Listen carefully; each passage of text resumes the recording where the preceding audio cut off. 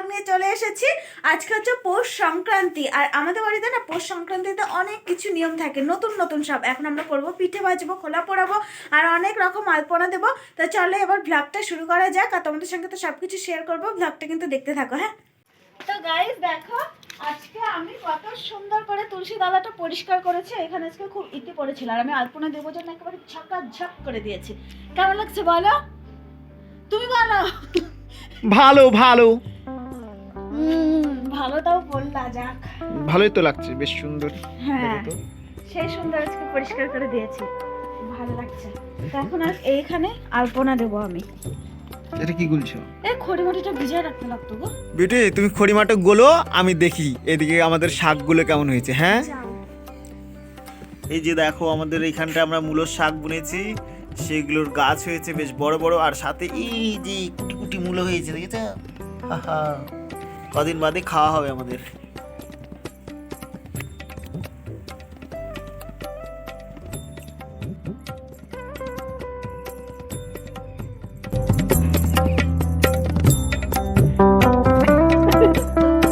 দেখো আমার এটা হচ্ছে ছেলে।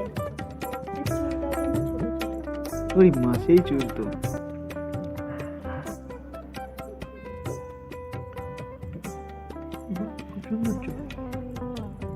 তো গাইস আমাদের নিয়ম আছে একটা, যে যত লোহার জিনিস আছে সব আঁকাতে লাগবে। তো সেই জন্য আমি এরকম চারকোনা বক্স করে নিলাম, আর এই বক্সের মধ্যে যত লোহার জিনিস আছে সব এখন আমি আঁকাবো।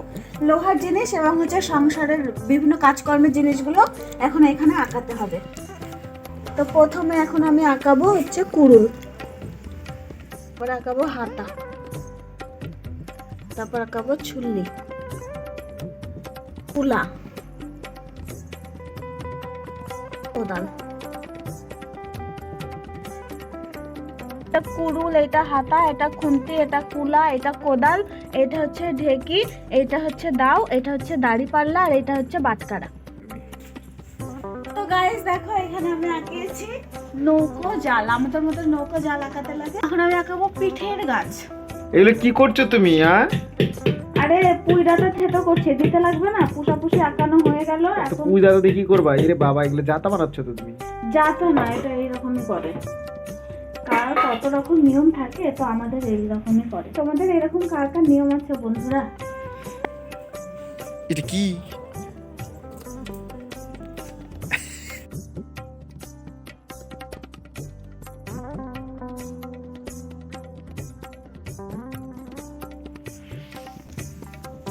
ফুল দিতে কেমন লাগছে? ঠান্ডার মধ্যে ভালো লাগছে না কিছু। আজকে আমার বরটার শরীর খারাপ, অ্যাক্সিডেন্ট করছে আজকে বেচারি। সেই জন্য আমরা শুধু আজকে নিয়ম রক্ষা করছি। আজকে আমরা তেমন কোনো পিঠা পুলি ভাজবো না।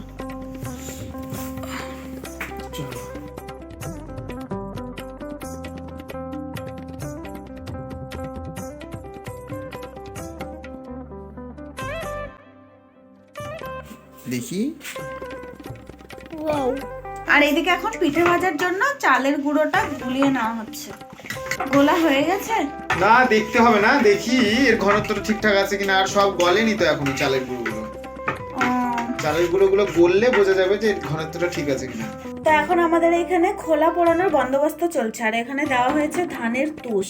গাইস তোমাদেরও কার কার এরকম নিয়ম আছে আমাকে কমেন্টে জানিও। হ্যাঁ,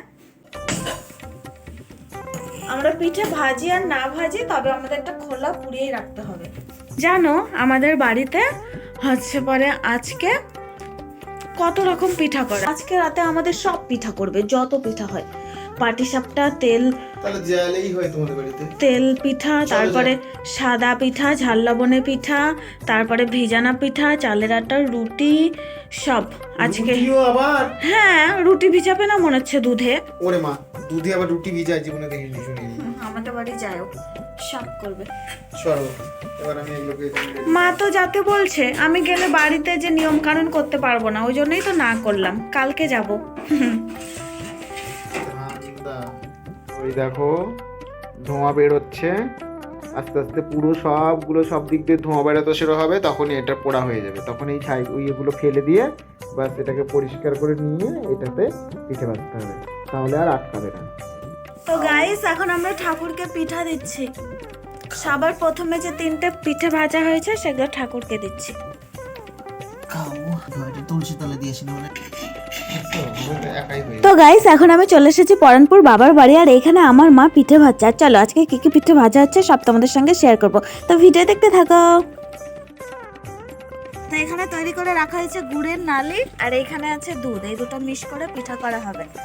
আর এখানে আছে কি নারকেলের পুর তৈরি করা, নারকেলের ছাঁচ তৈরি করা আছে এখানে। আর এখানে এখন সাদা পিঠা ভাজা হচ্ছে।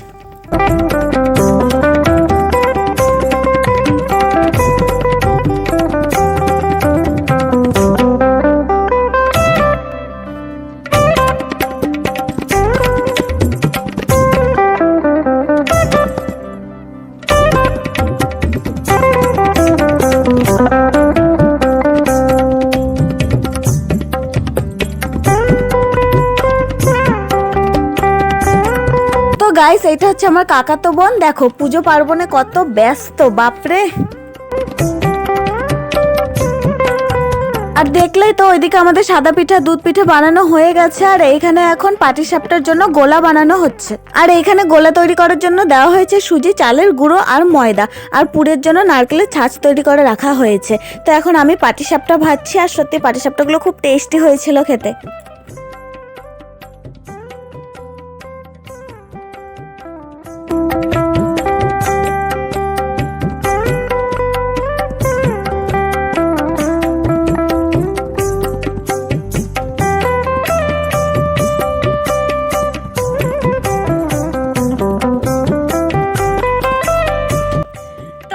আমাদের পিঠা বানানো মোটামুটি শেষ, এখন শুধু মা ভাজছে তেল পিঠা। তেল পিঠা বানালেই হয়ে যাবে, আর আমি ভাজলাম পাটিসাপটা। তো চলো তোমাদেরকে দেখাই।